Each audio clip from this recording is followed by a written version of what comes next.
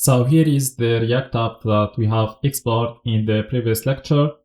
In this lecture, we will import the project to a new repository, and then we will start setting up the CI CD pipeline for this application.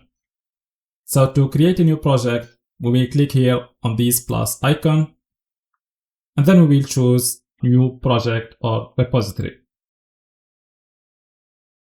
So here we have various options to create a project. We can create a blank project or create from a template. So we will skip these options and we will choose import project. And here we have different options to import the project. So we can import a project from GitLab or GitHub, a Bitbucket, and we can also import the project by URL. So we will click here on repository by URL. And here we have first of all to paste the URL of the project that we want to import. So we will copy the URL of our React app and we will paste it here, and it should end with the .git extension. We can check if the project is accessible by clicking here on checking connection.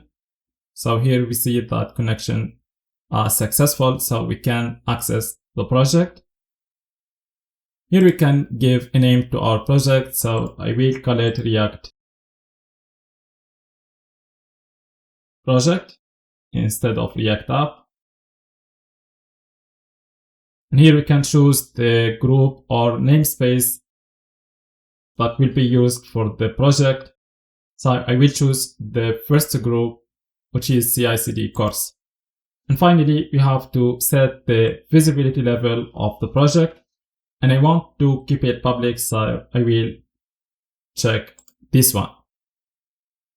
And finally, we have to click on the Create Project button.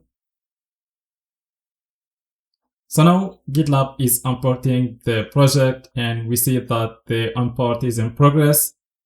And now the project was imported successfully to the new React project repository. In the next lecture, we will start setting up the CI CD pipeline for this project.